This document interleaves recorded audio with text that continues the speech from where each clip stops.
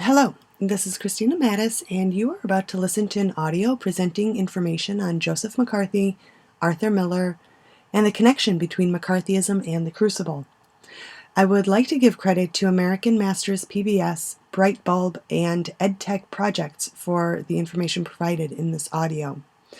Website information can be found at the end of this presentation.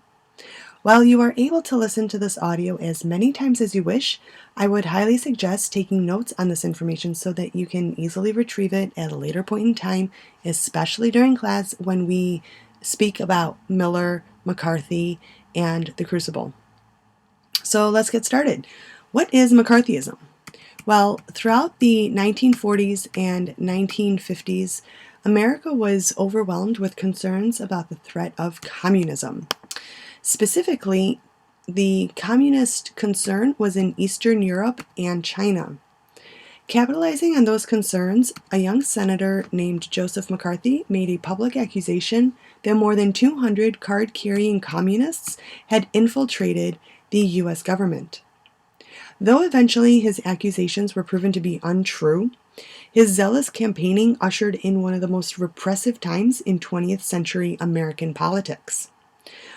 While the House Un-American Activities Committee had been formed in 1938 as an anti-communist organ, McCarthy's accusations heightened the political tensions of the time. Known as McCarthyism, the paranoid hunt for infiltrators was notoriously difficult on writers and entertainers, many of whom were labeled communist sympathizers and were unable to continue working.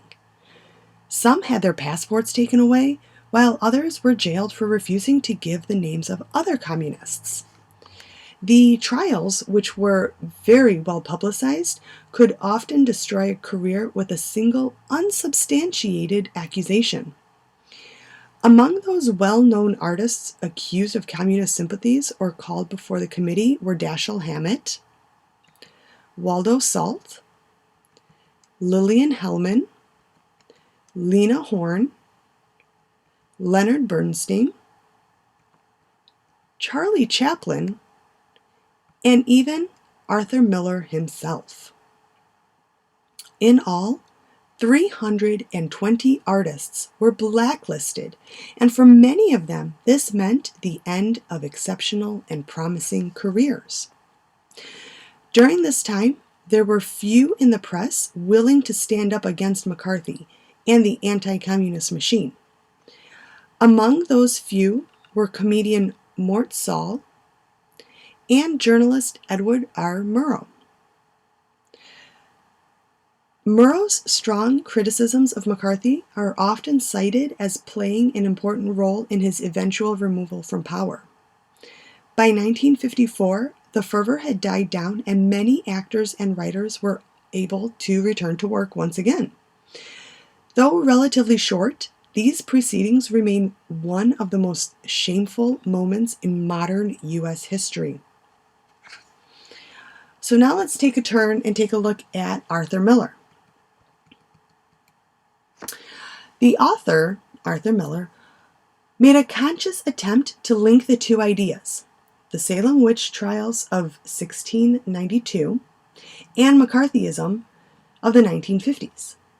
The parallelism of the two historical times makes one aware of the cycle of history that humans experience and the insidious results of the hysteria that characterized both time periods. Our literature is a form of expression that is sometimes designed to enlighten us of our past mistakes in the hopes that we can learn from them and not repeat them in our future. The fear of the unknown and what we do not understand can be a powerful and negative emotion. As humans, it is within our power to control those types of emotions. So, while reading The Crucible, you'll be aware of the parallelism between the two political activities, the Salem witch trials and the McCarthy hearings. As you read, you will be expected to be able to compare the two, because understanding the symbolism within the Crucible means understanding the similarities between McCarthyism and the trials that took place, and the Crucible.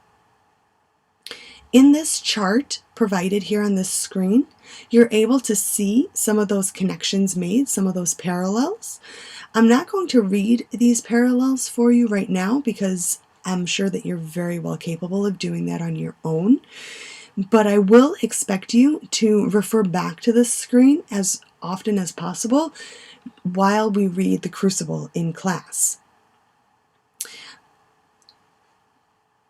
Essentially, the witch trials, in addition to the similarities between McCarthyism and the Crucible that we will discuss in class and posted on the screen, the trials symbolize the effect of intolerance, extremism, and hatred. And hopefully those three ideas will become more apparent in class when we read the Crucible. I thank you for your attention, and I hope that this slideshow and narration and audio provide you slightly more information about McCarthyism and the connections that it has to Arthur Miller's The Crucible. These are the references which I had mentioned at the beginning of this audio. The information in this audio and slideshow and overall presentation came from these sources, so I do give complete credit to these three websites. Thank you for your attention.